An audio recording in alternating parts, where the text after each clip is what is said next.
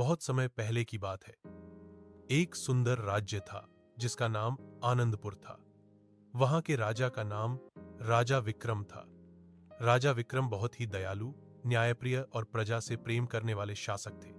वे मानते थे कि राजा की असली ताकत उसकी खुशहाल प्रजा होती है।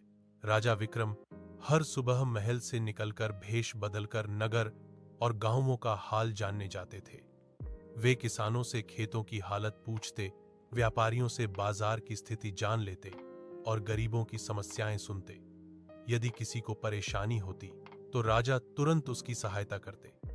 उन्होंने अपने राज्य में अन्न भंडार बनवाए थे ताकि अकाल पड़ने पर कोई भूखा न रहे। एक बार राज्य में सूखा पड़ गया। बारिश कई महीनों तक नहीं हुई। खेत सूखने लगे और किसानों की चिंता बढ़ गई। मंत्रीगण चिंतित थे, लेकिन राजा विक्रम ने हिम्मत नहीं हारी। उन्होंने तुरंत अन्न भंडार खोल दिए और गरीबों में मुफ्त अनाज बांटने का आदेश दिया। साथ ही कुएं और तालाब खुदवाने का काम शुरू करवाया ताकि भविष्य में पानी की कमी न हो। राजा ने किसानों का कर भी माफ कर दिया और उन्हें बीज और बैल खरीदने के लिए धन दिया। इससे किसानों के चेहरों पर फिर से मुस्कान लौट आई। धीरे धीरे मेहनत और धैर्य के साथ लोगों ने नए तालाबों से खेतों को सींचा और अगली फसल अच्छी हुई। पूरे राज्य में खुशहाली लौट आई। राजा विक्रम केवल संकट में ही नहीं, बल्कि रोजमर्रा के जीवन में भी प्रजा का ध्यान रखते थे। उन्होंने शिक्षा के लिए गुरुकुल खुलवाए, जहां गरीब बच्चों को मुफ्त शिक्षा मिलती थी। अस्पताल बनवाए गए, जहां बीमारों का मुफ्त इलाज होता था।